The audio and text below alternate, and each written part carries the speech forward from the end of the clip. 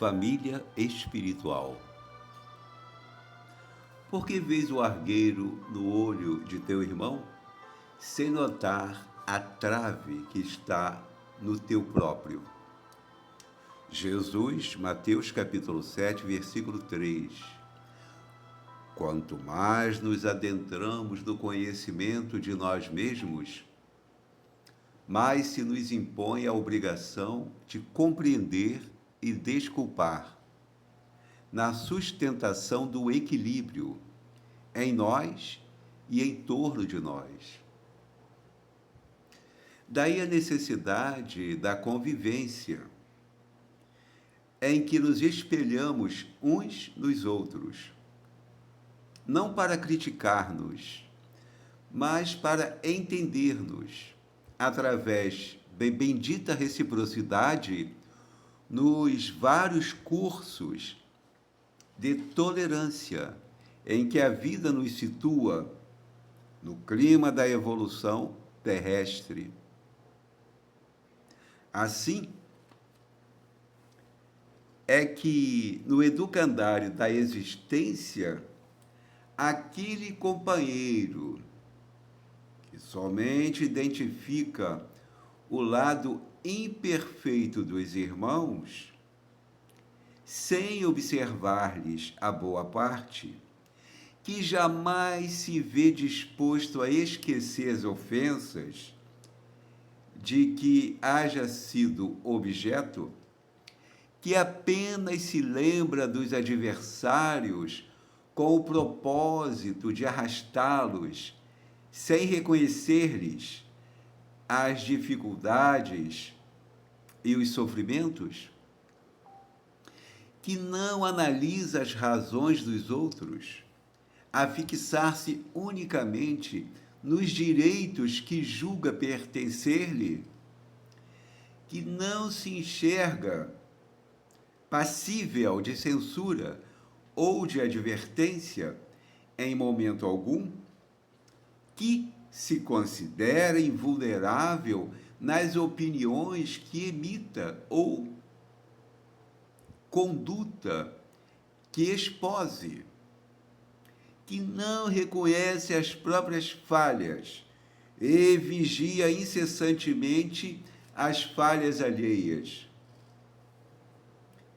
que não dispõe a pronunciar uma só frase de consolação e esperança em favor dos caídos na penúria moral, que se utiliza da verdade exclusivamente para ameaçar ou ferir.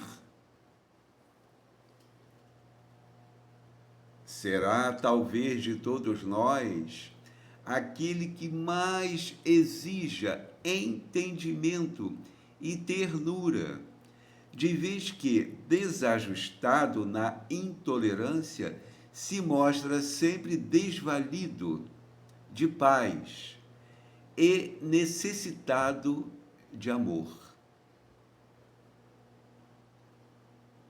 Livro Ceifa de Luz, editora FEB, capítulo 52, Espírito Emmanuel, psicografia de Chico Xavier. Nós precisamos acordar para a nossa própria realidade. Nós não temos que ver o erro do próximo.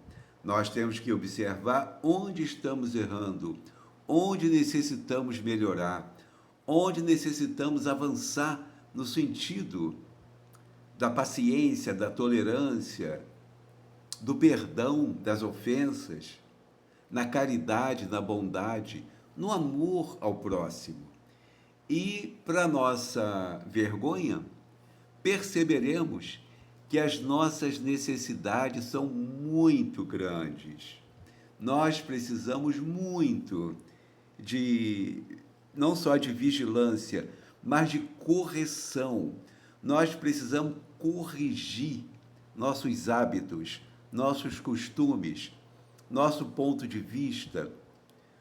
Temos que organizar o nosso pensamento de tal maneira, na caridade, que as nossas palavras possam ser exatamente de caridade, de tolerância, de paciência. Assim é que, no educandário da existência, aquele companheiro que somente identifica o lado imperfeito dos seus irmãos, sem observar-lhes a boa parte, que jamais se vê disposto a esquecer as ofensas de que haja sido objeto, que apenas se lembra dos adversários com o propósito de arrasá-los, sem reconhecer-lhes as dificuldades e os sofrimentos. Imagina, o Espírito Emmanuel aprofunda a nossa autocrítica, porque nós estamos carecendo de amor e de paz. Nós somos carentes de amor e de paz, mas o nosso próximo também. Aquela pessoa que convive conosco igualmente necessita de paz e de amor, de paciência, de tolerância, de perdão, tanto quanto nós outros. Aquele que não analisa as razões dos outros, a fixar-se unicamente nos direitos que julga pertencer-lhe, que não se enxerga passível de censura em momento algum, ou de advertência em momento algum, que se considera invulnerável nas opiniões que emita ou conduta que expose. Imagina que coisa horrível. A pessoa imaginar que está sempre certa, a pessoa pensar que está sempre certa, que ela nunca erra, que a conduta dela é ilibada, que ela é infalível. De jeito nenhum.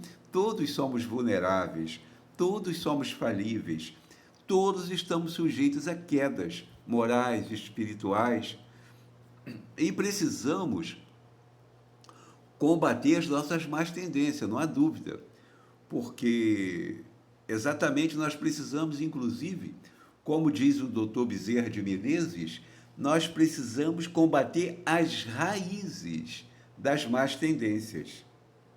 Mas como? Diz ele, pensando no bem, falando do bem e agindo no bem. Ora, se a nossa vida de relação na família, no local de trabalho, no trânsito, na rua, onde estivermos,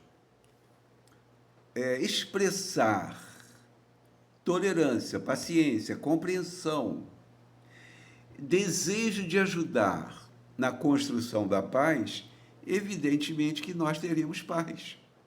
Não só estaremos passando para o próximo as possibilidades de paz que ali está sendo construída, mas nós possuímos o que damos. Ora, se nós estamos movimentando vibrações de paz no ambiente por onde transitamos, significa que nós estamos em paz.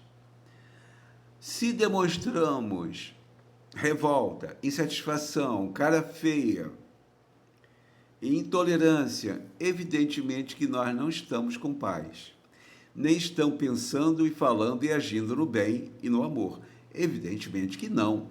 Ora, então precisamos, como diz Emmanuel, nós precisamos utilizar a verdade, mas não de maneira exclusivamente para ameaçar ou ferir. Será talvez de todos nós aquele que mais exige entendimento e ternura, de vez que desajustado na intolerância, se mostra sempre desvalido de paz e necessitado de amor.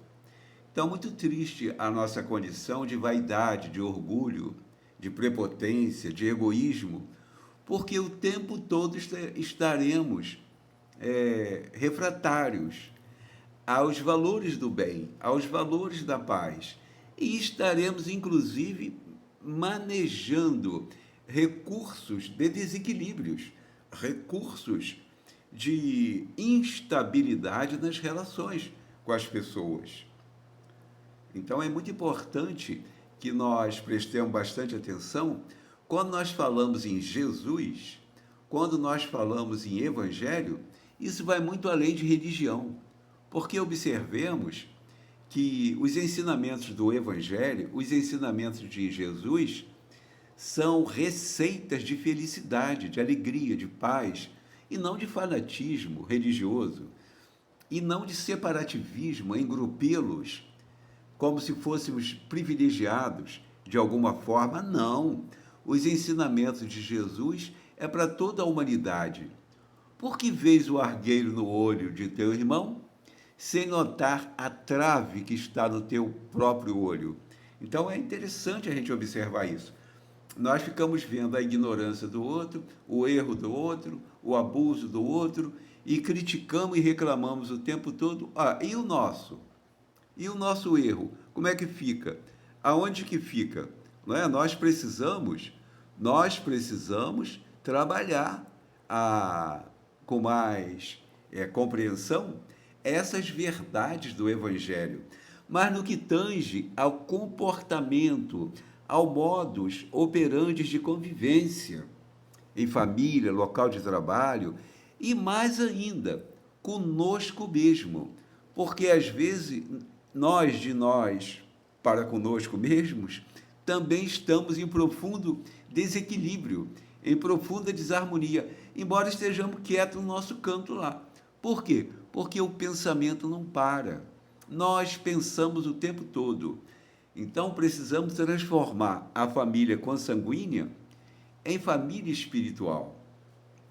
Ou seja, é bom que estejamos unidos pelos laços de afeto, de respeito, de carinho, de bondade, de trabalho, de boas intenções verdadeiras para criarmos mais saúde mental para nós e para o próximo. Essa família espiritual vai além da família consanguínea, porque às vezes nós até temos tolerância e paciência com alguém que está no primeiro grau de relação conosco na família consanguínea. Por exemplo, um filho, uma filha. Mas e o filho do vizinho? E a filha do vizinho? E o outro rapazinho lá que está errando? E a menina lá que está confusa com as dificuldades dela, mas que não é a nossa filha? Nós vamos desprezar? Não. Temos que trabalhar na construção da família espiritual. Temos que agir com mais caridade. Temos que privilegiar o amai-vos, exatamente para construirmos as vibrações de convivência na família espiritual. Ou por outra, importante que transformemos nossa família consanguínea em família espiritual. Por quê? Às vezes, muitas vezes acontece isso. Alguém que está na nossa família é alguém que matamos, é alguém que desprezamos, que abandonamos, que traímos, que enganamos em outras encarnações. E chega agora como nosso pai, como a nossa mãe, como nosso filho, como nosso irmão. Daí, no século XXI, entre os jovens, a dificuldade de convivência em família. Há alguns jovens, percebemos em alguns jovens, até a repulsa pela família. Por quê? No fundo, aquele jovem, aquele espírito, está sabendo que terá que reencontrar seus desafetos, terá que refazer relações equivocadas, relações desequilibradas do passado próximo ou distante. Então, muito importante que valorizemos a convivência em família como elemento corretivo no sentido espiritual, com o amparo das reencarnações. Por quê? Nós estamos olhando para a pessoa fora do corpo de carne, antes da reencarnação, e a pessoa é a nossa inimiga. Nós fizemos alguma coisa muito grave àquela pessoa. Mas reencarnados não. A gente olha para aquela pessoa, agora ela é a nossa mãe, é o nosso pai, é o nosso filho, é o nosso irmão. A família consanguínea facilita a reconciliação não só com as leis eternas da vida, as leis de Deus, mas também a reconciliação com as nossas vítimas. E isso é extraordinário. Ora, por isso temos que redobrar a paciência e a tolerância uns com os outros, porque não sabemos o grau ou a extensão de nossas culpas em relação àquela pessoa.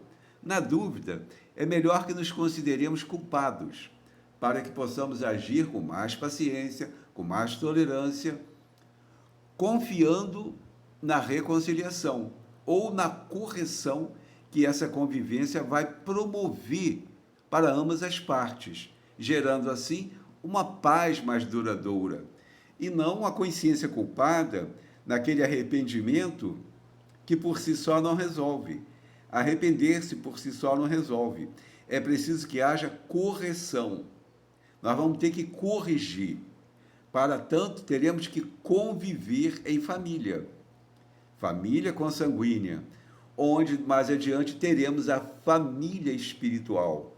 Porque a família espiritual, os laços que nos prendem uns aos outros na família espiritual, são os laços de afeto, dos gostos, aquelas aptidões que temos na arte, ou nos gostos mesmo de um modo geral. Aí nos aproximamos por afinidades. E às vezes a pessoa nem faz parte da nossa família consanguínea. E nós temos muita simpatia pela pessoa, por conta das aptidões, dos gostos que são comuns entre nós. Quanto mais nos adentramos no conhecimento de nós mesmos, mais se nos impõe a obrigação de compreender e desculpar na sustentação do equilíbrio em nós e em torno de nós. Prossegue Emmanuel. Daí a necessidade da convivência, em que se nos espelhamos uns nos outros, não para criticar-nos, mas para entender-nos, através de bendita reciprocidade nos vários cursos de tolerância, em que a vida nos situa no clima da evolução terrestre. Então é algo extraordinário, essa oportunidade da convivência.